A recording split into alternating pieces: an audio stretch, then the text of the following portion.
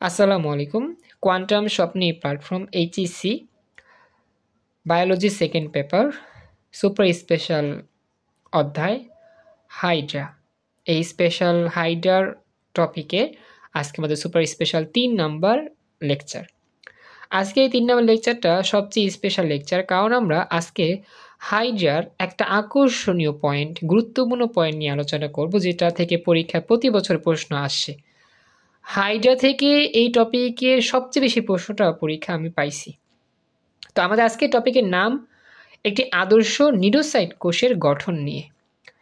তোমরা এখানে দুইটা চিত্র দেখতে পাচ্ছ, এটা হচ্ছে নিডোসাইট কোষ। এই পুরোটার নাম নিডোসাইট কোষ, এইটার নামও নিডোসাইট কোষ। এটা হচ্ছে বন্ধ, এটা হচ্ছে খোলা।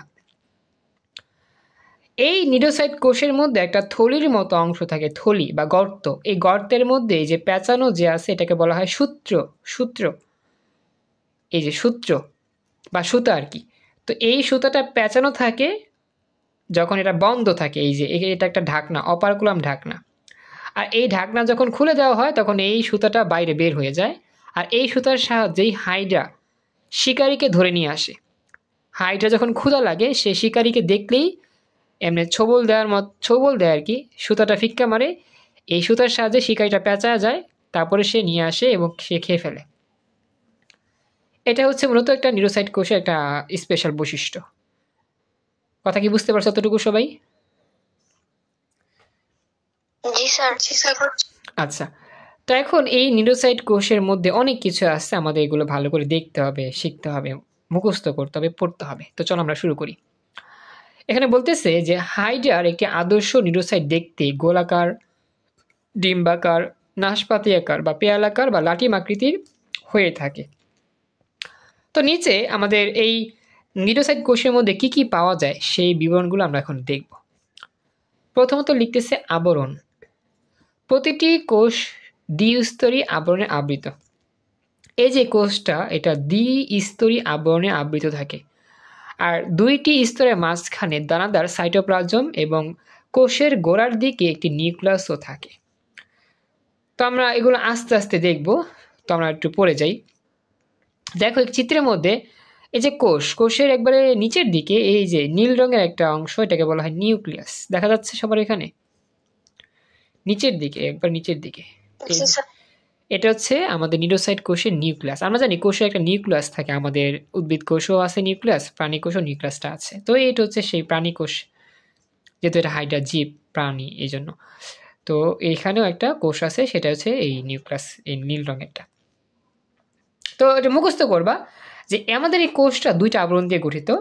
আর এই দুইটা আবরণের মাঝখানে সাইটোপ্লাজম থাকে, আর কোষের গোড়ার দিকে একটা নিউক্লিয়াস থাকে। এরপর হচ্ছে 2 নাম্বার নেমাটোসিস্ট। এটা সবচেয়ে গুরুত্বপূর্ণ, মুখস্থ করতে হবে। এখন এই নেমাটোসিস্টের মধ্যে কি আছে একটু খেয়াল করি। তো এখানে বলতেছে নিডোসাইটের ভেতরে অবস্থিত কাইটিনের মতো পদার্থে নির্মিত আবরণে আবৃত ও সূত্রকযুক্ত একটি ক্যাপসুলের নাম নেমাটোসিস্ট। তো আমরা দেখি নেমাটোসিস্টার নামটা কি। দেখো তোমরা, এই যে নেমাটোসিস্ট বলতে এই যে আমাদের হলুদ রঙের যে অংশটা আছে এটাকে বলা হয় নেমাটোসিস্ট। এই নেমাটোসিস্টটা আসলে একটা গর্তের মতো অংশ। দেখা যাচ্ছে কিনা একটু দেখো তো, এই যে হলুদ রঙের যেটা, এটাকে বলা হয় নেমাটোসিস্ট। জি স্যার, দেখতে পাচ্ছি। Thank you. বাকিরা দেখতে পাচ্ছ? এই হচ্ছে সে হলুদ গর্ত যার নাম নেমাটোসিস্ট। তো এই নেমাটোসিস্টদের কি কাজ এখানে বলতেছে, এই আদর্শ নিউরোসাইডের এই নেমাটোসিস্টের ক্যাপসুলটির মধ্যে আমাদের আসলে এটা ক্যাপসুলের নামই নেমাটোসিস্ট। এই ক্যাপসুল বা নেমাটোসিস্টের মধ্যে একটা বিষ থাকে, বিষ। এই বিষের নাম হিপনোটক্সিন বিষ। এই বিষের মাধ্যমেই বিষটা সুতার মধ্য দিয়ে গিয়ে ওই শিকারীকে আকর্ষণ করে বা ছোবল দিয়ে নিয়ে আসে, শিকারীকে অজ্ঞান করে ফেলে।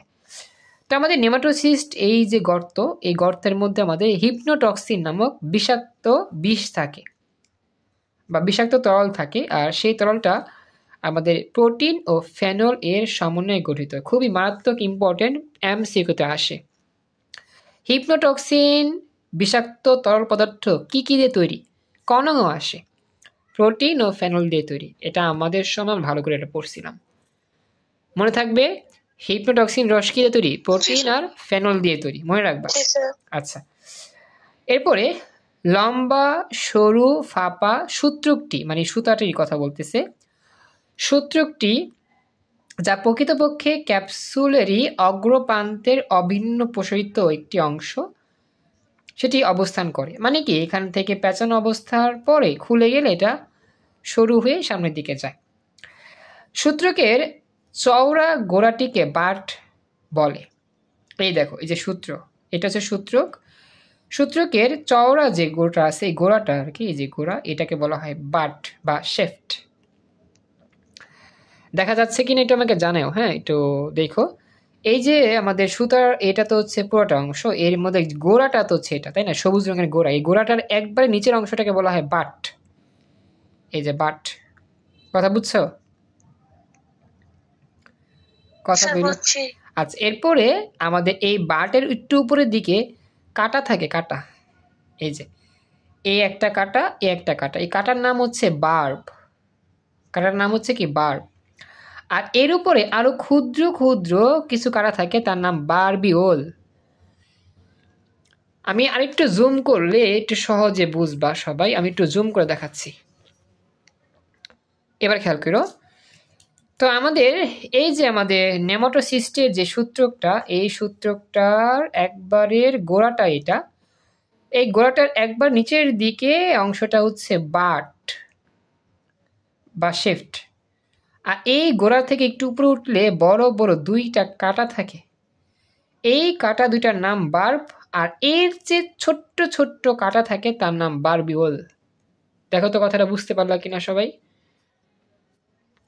জি স্যার, বুঝছি। বাকিরা কথা বলো। আচ্ছা স্যার, বুঝতে পারছি। এতটুকু। হ্যাঁ,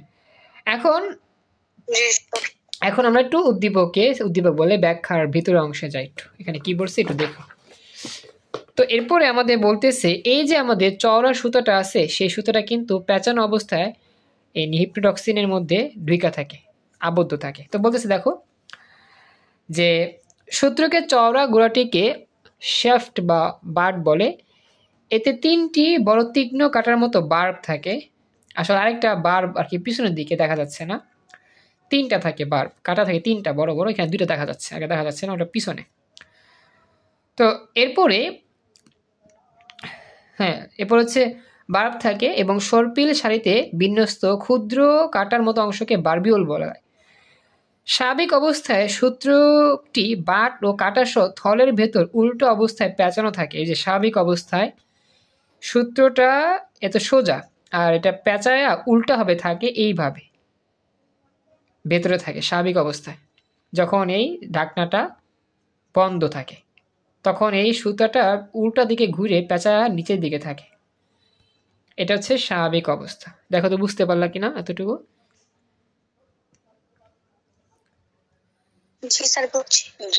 আচ্ছা, এই হচ্ছে নেমাটোসিস্ট নিয়ে আলোচনা। এটা মুখস্থ করবেন, অবশ্যই চিত্র আঁকতেই হবে, চিত্র না আঁকলে নাম্বার কমা দিবে। মনে রাখবেন, সবাইকে বলতেছি, এই আদর্শ নিউরোসাইট কোষের গঠনের চিত্রটা অবশ্যই আমাদের আঁকতে হবে, তারপরে আমরা বিবরণ দিব। চিত্র ছাড়া বিবরণ দিলে নাম্বার দিবে না, দিবে আর কি, কমা দিবে আর কি।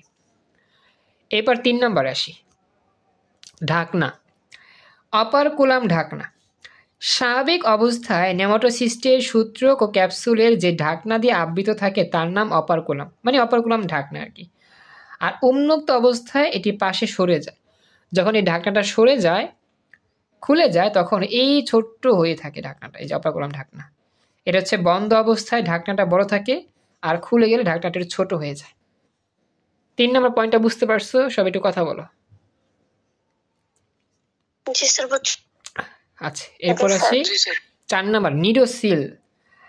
নিডোসাইট কোষের মুক্ত প্রান্তে শক্ত একটা সূচের মতো অংশ থাকে। যে নিডোসাইট কোষের মুক্ত প্রান্তে, মানে বাহিরের প্রান্তে ওই যে কাটার মতো একটা অংশ, এই যে চিকন, এটাকে বলা হয় সূচ সুচ বা নিডোসিল বলে আর কি।